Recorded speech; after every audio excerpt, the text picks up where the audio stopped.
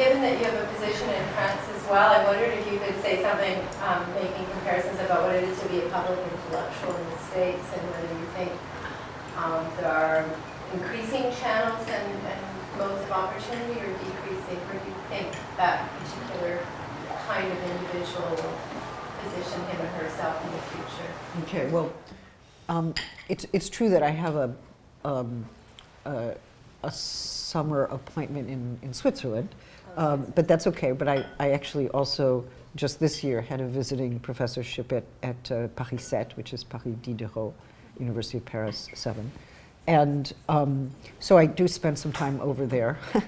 And it's a different kind of engagement than it is here. The immigration issues are very strong, but so too is the attack on gender and gender studies and teaching gender in schools, and what is this gender, and is it an ideology, or is it actually a scholarly inquiry? One has to still argue that. The debates on gay parenting are very, very strong, both in France and Switzerland. So I'm engaged in different ways in those places. But this is what I think. I actually think the day of the public intellectual is gone. And I think it's not important that we have individual models of the scholar who makes interventions into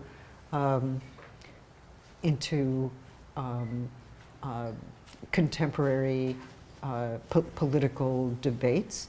I think what is much more important at this moment is to defend the public value of the humanities and the critical social sciences and the arts, right? Which has come under question in ways that I think are quite shocking, as we see language departments closed, or we see art departments closed or considered as luxuries, as the humanities is understood to be defeatist or skeptical or useless, and as new criteria are brought to bear on educational institutions that demand that we show something called impact or skill acquisition or excellence, the Bologna excellence, which is a real fighting word in Europe. Once I was introduced as, a sign of excellence, and there was a near riot at the Free University in Berlin, and I had to say, no, I'm not part of excellence. Okay. But as these new criteria are being brought to bear, I really think there's a broader question of what the public value of the humanities and the arts are, and those modes of doing social science that are not immediately amenable to those kinds of quantifiable or codifiable effects or criteria, and so I think that's more important. I feel like the public intellectual makes an icon of the individual who becomes the example, and the more that happens, the less we're thinking institutionally about the broader question of why the humanities are important for the public sphere, or what the public value of the humanities are. So I would rather see myself as in coalition with those who are trying to make that larger argument than understanding myself as an exemplary or not so exemplary individual, which is what I think the public intellectual discourse tends to do. I wonder what you think of that. I wanted to see if we could just dwell a bit in the question of the contemporary moment for politics, which is sort of circulating in all of what you've discussed the past 3 days. Yes. And I'm thinking of it both from the perspective of what new sorts of formations or alliances are possible, which seems to me precisely what you're speaking to, but also what about this historical moment, what we've seen in terms of political economic change sort of necessitates different types of politics, or why certain issues are more acute or different than they might have been in the past. And you talked about neoliberalism, and and some other issues, and clearly that's part of the story, but I'm just wondering if you could draw out a bit more of the threads in terms of where we are, what are the major issues or changes that we're seeing now, but also what that makes possible in terms of different politics. And your example from Andra makes me think of this, especially in terms of seeing the particular political forms that you observed in the demonstration, where you said there was these sort of unlikely alliances in a way that seemed heartening. But in thinking about the history of Turkey, those also make a lot of sense, in that those have been some of the political fault lines, especially around feminist politics and movements of the past 2 decades. Yes. I would say. So, whether or not you situate with respect to North America or more globally, I was just wondering if you could pull any of the threads a little more clearly. And there's sort of a linked question that I have that I'll just put on the table now as well. In that I've been thinking a lot through your comments and reading the essays that we read for the other day, just about the theory of the state that's implicit in some of your discussions. And you talked a lot about the need for social supports, but also institutional supports. You talked a lot about healthcare and certain types of modalities in which the state can, should, I'm presuming intervene. And I'm just wondering if it sort of, there can be a more explicit statement about a theory of the state that comes through some of your work on politics of the street. Yeah. And especially given the violence from the state, but also the modes of protection and other things that you've spoken to with respect to precarity. Right. How do we make sense of these sort of ambiguous and different dimensions Yes. of the state? These are really important and large questions. No, which are great. And I'm trying to think about how to answer you in a way that might respond really directly, but also would have to be kind of tragically abbreviated given our context. So, and I'm also always, I think, a little bit stopped at such moments because I happen to live with someone who does have a theory of the state and who works on neoliberalism, and then I think, do I just borrow? Do I cite? Can I leave it to her to do that? Can we call her? Lifeline. It's in the background. Well, it's an interesting problem, when you work very closely with somebody. And I actually think academic work is this way right now. It's like, well, I can do this part and someone else does this other part. And none of us are actually sufficient alone. We all need to be complementing each other. And I would say that's not just true of this. Maybe you're purposely avoiding. I feel like there were questions that were there, but you're not being specifically leaving it. Well, there probably are psychological dimensions, but also forms of dependency, But let me just say this. I think that as much as we're seeing forms of neoliberal rationality taking over very basic public, the structuring of very basic public goods, including education and various forms of social welfare and health insurance. We're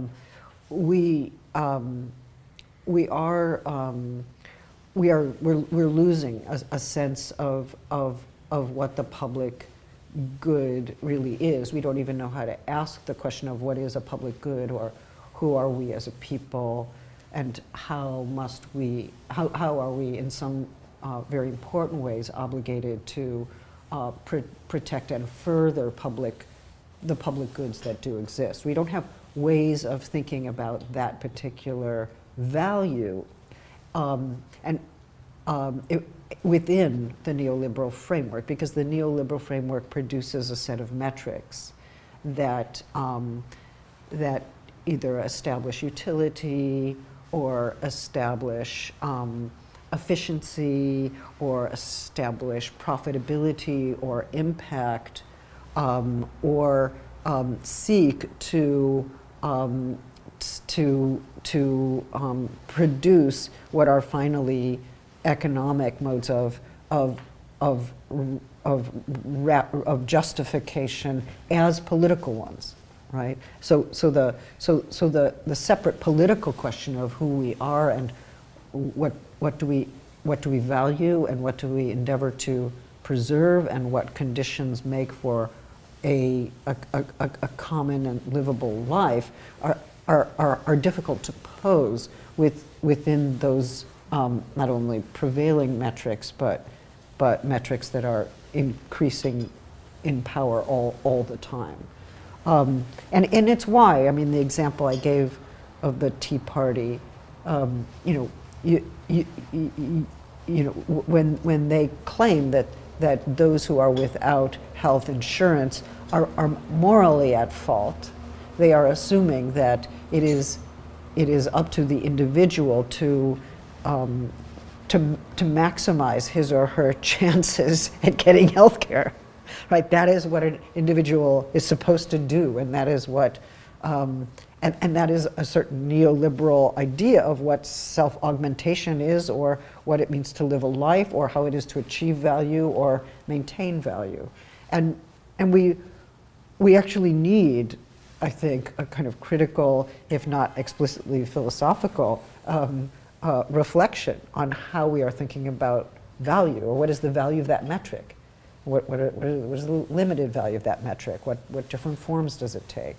So that's happening, I think, at the same, and we're seeing the devastation of public goods through the imposition of that metric in various ways, and and a new moralization of individualism. The individual is responsible for basic goods that we perhaps, some of us, thought were supposed to be secured by society and by political governments. But at the same time, it seems to me that the public modes of resisting that particular logic are now not only discounted and sometimes ridiculed as naive or as unrealistic or as counterproductive, but we're also seeing that the forms of demonstration are being met with police power in new ways, and with a securitarian, what I would call a securitarian logic, which I think works in tandem with neoliberalism, but is not the exact same thing. So for me, neoliberalism isn't the only framework for understanding what's going on. I think there are new securitarian forms of power, some of which are explicitly militarist and violent, and some of which are more about surveillance or explicit and implicit censorship. But when a demonstration can be declared illegal because it poses a security risk, then that security discourse has again started to erode what we understand as basic freedoms within a democratic society. So we're getting the erosion from at least two different places, and I'm concerned because I think that what we're seeing time and again are public demonstrations that continue to rely on the freedom of assembly as a given, right? Just as if just in the same way that I thought the linking of arms was, readable as a nonviolent act of civil disobedience. That's what it was. Well, apparently not. Security risk. It's a security risk. It's not the exercise of a freedom, it's a security risk. And hence, subject to, the person who does it, subject to arrest and even imprisonment. So, that's a very, very strong tension in my view. I don't think these forms of power can be adequately explained through a theory of the state, although I think the state is an instrument in the implementation of these forms of power. I don't think it's the only instrument. I think there are non-governmental institutions that are doing this. I even think there, in my recent visit to Palestine, there was a big complaint about the neoliberal metrics that are being used by non-governmental organizations to decide who gets what, right? Who gets the goods, and trying to use all kinds of criteria that that are very difficult for people to accept. So these modes of rationalities work through state instruments and non-state instruments, and what do I think? I'm not an anarchist. I obviously have some really good conversations with anarchists, but I do feel like most of the forms of anarchism that I confront are ones that that don't care adequately about the decimation of basic social services for precarious populations, and how you need state-sponsored social services for precarious populations. You can't just say, oh, the state is bad, or the state is privative, or the state is repressive, therefore we don't want the state at all. I don't think that's okay. At the same time, I'm also seeing that something we might call electoral politics is proving to be radically inadequate for a large number of people, and that produces a question of what is the extra electoral politics look like. And that's where some people become very frightened. Maybe we're going to lose parliamentary democracy and return to fascism, or maybe what we're seeing are forms of populism that will actually rejuvenate the electoral system or produce other kinds of political instruments. And it's a tricky moment as far as I'm concerned. But I think there is a fair amount of skepticism in relationship to electoral politics, even among those who vote for Obama, or who vote for Hollande, or who vote for the left parties in Greece right now. I mean, the extinguished professor speaks. I'm so extinguished that I am puzzled by your suggestion that somehow the role of the public intellectual is less significant than the defense of the social sciences and humanities. Surely the public intellectual is needed more than ever in the present context, and the social sciences and the humanities are one sector of the range of intellectual problems that we have. It seems to me that the importance of thought in the sciences is equally threatened. It seems to me that we are Yes. endangered across the board of Yes. intellectual. I'm sure that's right. I'm sure that's right. Therefore, I wonder if you'd say a little more about what you intended by that suggestion that the role of the intellectual was dead, or that there's... No, it's not that. It's not that. It's that, if we say, oh, look, there are great public intellectuals. There's Perry Anderson, or there's Cornel West, or I don't even know whether Tony Krugman would be a public intellectual, or I don't know exactly what he is at this point, but it's an interesting question. But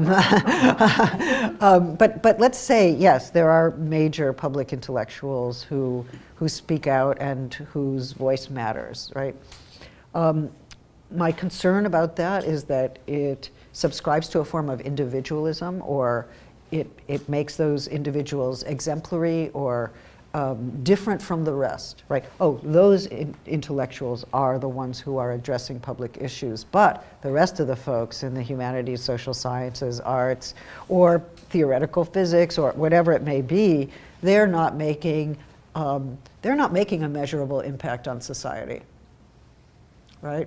So if we get too excited by the individual example, we end up subscribing to a form of individualism that deflects our attention from the larger question of what is the value, what's the rationale for these various disciplines, these various fields, these various scholarly endeavors, and I worry that the interest in the public intellectual becomes a deflection from the broader institutional crisis we're in, where a number of fields, and some within the sciences as well, I'm quite sure, are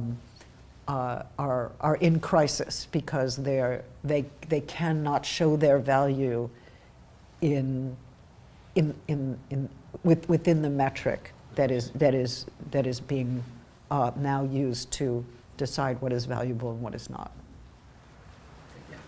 I guess following up on that question, I'm a scientist, and I definitely think. Well, I'm in the German sense. I'm a Wissenschaftlerin. I'm sorry, go ahead. And I definitely agree that it seems like a broader problem that we have because it's sort of in the present political moment. I'm sure. Sort of careful rational argument, careful intellectual inquiry for its own sake is under attack pretty broadly. It's sort of being set aside as a political point of view rather than sort of a bedrock that might produce political points of view or underpin political points of view. And I wonder what, as somebody who wants to stand in coalition with those in defense of the humanities and social sciences and with that kind of general program, and as somebody who uses careful, reasoned arguments and marshaling complex intellectual apparatus in support of your position, how do you avoid getting sidelined as just espousing that political point of view of people who, after all, believe in argument, believe in rational inquiry? How do you engage that other camp that, in the democracy, sees this as just one way of proceeding? Do you see what I mean? Just give me the last part. Who is the other camp exactly? Well, I mean, it seems to me that the Tea Party, for example, is sort of an anti-intellectual movement that says we don't want to be controlled by elites. We want to make up our own minds about how policy should be formed. What do we care about these studies? What do we care about data? And more arguments based on data and studies and this is reasonable seems somehow not like what's going to carry the day in that kind of protest. And so sort of in the protest as it's sort of embodied in the academy, what do you see as a useful way forward? Well, it seems to me that there are two different issues that you're raising. One is, I think earlier you were suggesting, is there still a way to suggest that certain forms of intellectual inquiry or artistic production might have value for their own sake, right? It might have a kind of an intrinsic value that can't be justified through instrumental on instrumental grounds. And then there's a second question, which is, can't we really say that some of these people, like the Tea Party people, are anti-intellectual and don't ground their claims in studies or in fact or in ways that could be demonstrably justified, right? So is that? I suppose in a sense I'm asking, how does an intellectual make an argument against anti-intellectualism? By making intellectualism really interesting. Or Right. smack them around the head. No, I mean, I actually think anti-intellectualism is an intellectual position, and I don't mean to say that in a glib way, but I think there are forms of reasoning that are happening within the Tea Party. For many years I had to look at religious right psychiatric work on homosexuality, which proved, how damaging it was and how development was impaired and how cognition was impaired and how and what this pathological condition entailed, right? And there were lots of studies. A guy named George Reckers, for instance. He has thousands of studies, and I would say they're all bogus. So the real question is not, do they have a scholarly apparatus or not, or do they engage in studies, or do they engage in argument? I think they engage in argument in forms of rationality. They have their studies, they have their views, but they do have to be argued with, and in ways that persuade. And if we're really going to think about persuasion, I think we have to think about media, because what media, through what media can my position be made clear, or can a shared position between you and me, and I think this is the question of the public defense of academic inquiry, the humanities, debate, political reflection of a certain kind. That is the problem we're having right now, and I think in some ways we are we're losing the argument. We lose the argument if we think we have a right to just stay quietly within the academy and do our work undisturbed by others, especially those of us working in public universities. We have to actually make the public case for what we do without necessarily subscribing to the reigning metrics that's determining value at the time. And that is a very, very, very hard thing to do. But I think it can be made, it is made. I think it's one place where the arts are really important. I feel like film is really important. I feel like documentary is really important. I feel like all the ways in which intellectual life enters into media in one way or another, it need to be used in thoughtful and effective ways. But it's a political struggle. There's no way around it. I'm conscious of the time. I'm sorry. No, I'm grateful that you've left us not so much with a rock, but at a hard place. And what I also want to say is that last night we talked about the ways in which the crowds that filled Tahrir Square were an embodiment of the political claims that they were making. Episodically embodied them, yeah. Exactly so. But I also want to say, rather less episodically, that while you've been with us over the last several days, it seems to me that you've also embodied the generosity which is at the heart of the political project that you're also advancing. Oh, it's very kind of you. Thank you very much indeed. That's very kind of you. Thank you. I appreciate it.